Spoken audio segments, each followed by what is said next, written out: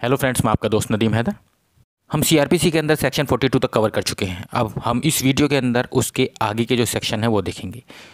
देखिए, अभी तक हमने जो देखा, सभी सेक्शनों में हमने देखा कि पुलिस ऑफिसर के पास ये पावर है कि वो किसी भी व्यक्ति को अरेस्ट कर सकती है अगर उस व्यक्ति ने कोई कॉग्निजेबल ऑफेंस किया हो।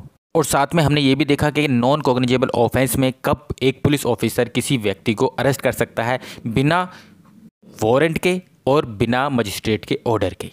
अब बात करते हैं सेक्शन 43 और सेक्शन 44 की। देखिए, ये दो सेक्शन ऐसे हैं जो कि बताते हैं कि पुलिस ऑफिसर्स के अलावा किन दूसरे पर्सनों के पास ये पावर है किसी पर्सन को अरेस्ट करने की। देखिए, सेक्शन 43 जो बताता है ये एक प्राइवेट पर्सन के बारे में बता रहा है कि एक प्राइवेट पर्सन व्यक्ति कब किसी पर्सन को अरेस्ट कर सकता है। और अगर बात करें सेक्शन 44 की तो ये बताता है कि मजिस्ट्रेट कब किसी व्यक्ति को अरेस्ट कर सकता है। तो वन बाय वन हम दोनों सेक्शन को देखेंगे। सबसे पहले हम बात करते हैं सेक्शन 43। देखिए, सेक्शन 43 की अगर हम हेडिंग देखेंगे तो उसमें लिखा हुआ है arrest by private person and procedure on such arrest. मतलब प्राइवेट पर्सन, जो प्राइवेट व्यक्ति है, उसके द्वारा गिरफ्तारी और ऐसी गिरफ्तारी की क्या प्रक्रिया होगी, ये हम इस सेक्शन के अंदर सेक्शन 43 के अंदर जानेंगे। तो आइए स्टार्ट करते हैं। सबसे पहले बात करते हैं जो सेक्शन 43 का सबसेक्शन 1 है। तो सेक्शन 43 का जो सबसेक्शन 1 है वो ये कहता है कि कोई भी प्राइवेट पर्सन, कोई भी प्राइवेट व्यक्ति किसी व्यक्ति को अरेस्ट कर सकता है, फिर अरेस्ट खुद भी कर सकता है या फिर करवा सकता है। अब बात करते हैं कि किस व्यक्ति को अरेस्ट कर सकता है। देखिए, पहली कंडीशन तो ये है कि अगर किसी व्यक्ति ने कोई नॉन बिलेबल ऑफेंस किया है और कॉग्निजेबल ऑफेंस किया है। मतलब पहली शर्त यह है, पहली कंडीशन ये है कि कॉग्निजेबल ऑफेंस होना चाहिए और वो कॉग्निजेबल ऑफेंस भी नॉन बेलेबल होना चाहिए। तो एक टाइप का तो ये पर्सन हो गया जिसको जो प्राइवेट पर्सन अरेस्ट कर सकता है या करवा सकता है। दूसरा, अगर कोई प्रोक्लेम्ड ऑफेंडर है, हिंदी में कहा जाएगा उद्घोषित अपराधी, तो ये दो टाइप के पर्सन हैं जिसको एक प्राइवेट व्यक्ति, प्राइवेट पर्सन भी अरेस्ट कर सकता है या करवा सकता है। पहला हमने पढ़ा कि वो व्यक्ति अगर उसने कोई कॉग्निजेबल ऑफेंस किया है और वो कॉग्निजेबल ऑफेंस जो उसने किया है वो नॉन बेलेबल भी होना चाहिए। और दूसरा है कि अगर कोई प्रोक्लेम्ड ऑफेंडर है तो उसको भी वो प्राइवेट व्यक्ति अरेस्ट कर सकता है या करवा सकता है। अरेस्ट करने के बाद वो प्राइवेट व्यक्ति क्या करेगा? अरेस्ट करने के बाद वो प्राइवेट व्यक्ति उस व्यक्ति को जिसको अरेस्ट किया गया है उसको पुलिस अधिकारी, जो पुलिस ऑफिसर होगा, उसको हवाले कर देगा या करवा देगा।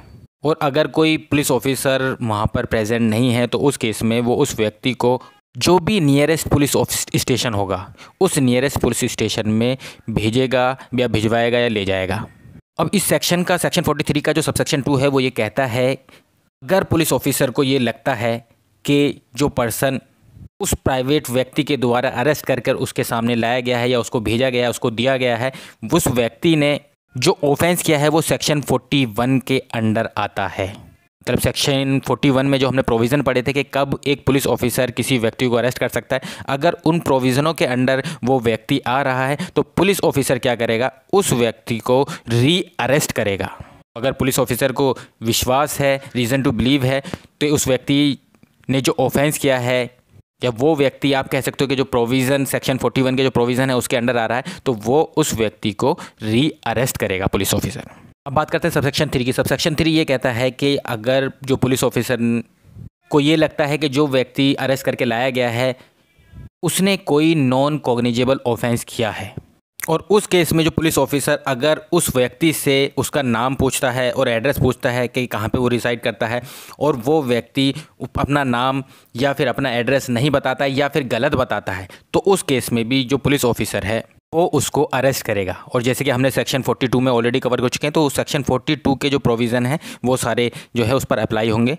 मतलब जैसे ही वो नाम बता देगा और एड्रेस ठीक बता देगा तो उसको जो है छोड़ दिया जाएगा बॉन्ड भरवा कर। और अगर सिक्योरिटी नहीं चाहिए, विदाउट सिक्योरिटी, जैसे भी पुलिस ऑफिसर डिसाइड करेगा, जैसे भी उसको लगता है उसके अकॉर्डिंग वो उससे बॉन्ड भरवा के उसको छोड़ देगा। जो व्यक्ति अरेस्ट करके पुलिस ऑफिसर के पास लाया गया है, तो पुलिस ऑफिसर को ये लगता है, रीज़न टू बिलीव है कि भाई इस व्यक्ति ने किसी तरह का कोई ऑफेंस नहीं किया है, तो वो उस व्यक्ति को रिलीज़ कर देगा। फिर अब बात करते हैं सेक्शन 44 की। देखिए, सेक्शन 44 बात करता है अरेस्ट बाई मजिस्ट्रेट।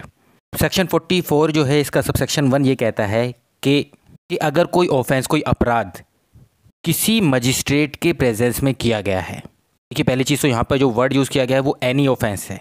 तो यहाँ पर ऐसा नहीं लिखा है कि कोई भी कॉग्निजेबल या नॉन कॉग्निजेबल, तो दोनों ही तरह के ऑफेंस आ रहे हैं इसके अंदर। तो एनी ऑफेंस लिखा है क्योंकि यहाँ पर, तो अगर कोई ऑफेंस जो है किसी मजिस्ट्रेट के प्रेजेंस में किया जाता है, मजिस्ट्रेट जो है वो एग्जीक्यूटिव मजिस्ट्रेट भी हो सकता है या फिर जुडिशियल मजिस्ट्रेट भी हो सकता है, तो ये दोनों तरह के ही मजिस्ट्रेट को कवर कर रहा है। और वो जो ऑफेंस किया गया है वो उस एग्जीक्यूटिव या फिर जुडिशियल मजिस्ट्रेट की लोकल जुडिक्शन के अंडर आ रहा है, तो वो मजिस्ट्रेट खुद या फिर किसी दूसरे पर्सन को ऑर्डर कर दे सकता है कि उस ऑफेंडर को, उस व्यक्ति को, अपराध करने वाले व्यक्ति को अरेस्ट किया जाए। और बेल के जो प्रोविज़न हैं उनके सब्जेक्ट टू रहते हुए, मतलब बेल पे सुनने के बाद कि उसको बेल पर रिहा किया जाए या नहीं किया जाए, बेल के जो प्रोविज़न हैं उसके सब्जेक्ट टू रहते हुए वो उस व्यक्ति को, उस ऑफेंडर को कस्टडी में भेज देगा। कब भेज देगा? अगर उस पर बेल पर उसको रिहा नहीं कर रहा है, वो बेल सुनने के बाद बेल पर रिहा नहीं कर रहा है, तो उसको जो है वो व्यक्ति जो है कस्टडी में चला जाएगा। ठीक है, यहाँ पर हमने पढ़ा कि मजिस्ट्रेट चाहे एग्जीक्यूटिव हो चाहे जुडिशियल हो, वो खुद भी अरेस्ट कर सकता है या फिर दूसरे पर्सन को भी। तो इस दूसरा पर्सन कौन? एक पुलिस ऑफिसर को भी दे सकता है, पुलिस ऑफिसर से किसी भी व्यक्ति को जो आम जनता है उससे भी कह सकता है अरेस्ट करने के लिए। अब बात करते हैं सबसेक्शन 2 की, कि सबसेक्शन 2 जो है वो ये कहता है सेक्शन 44 का कि कोई भी मजिस्ट्रेट, चाहे वो एग्जीक्यूटिव हो चाहे वो जुडिशियल मजिस्ट्रेट हो, वो अपनी लोकल जुडिक्शन के अंडर किसी भी व्यक्ति को गिरफ्तार कर सकता है या फिर उस व्यक्ति की गिरफ्तारी से रिलेटेड जो है आदेश, डायरेक्शन दे सकता है। किस व्यक्ति की गिरफ्तारी से रिलेटेड? उस व्यक्ति की गिरफ्तारी से रिलेटेड जो कि उस समय या फिर उन परिस्थितियों में उस व्यक्ति के खिलाफ वारंट करने के लिए वो मजिस्ट्रेट कॉम्पिटेंट है, सक्षम है। मतलब कि कहने का मतलब ये है कि मजिस्ट्रेट को ये लग रहा है कि इस व्यक्ति के खिलाफ जो है वारंट इशू करना चाहिए, वारंट इशू करके वो उस व्यक्ति को अपने सामने अरेस्ट करवा सकता है या फिर उसको डायरेक्ट कर सकता है किसी भी व्यक्ति को कि उस व्यक्ति को अरेस्ट करके लेके आओ। इस सेक्शन के अंदर मजिस्ट्रेट के पास जो पावर है अरेस्ट करने से रिलेटेड वो बताया है। तो इस वीडियो के अंदर इतना ही। Thank you very much.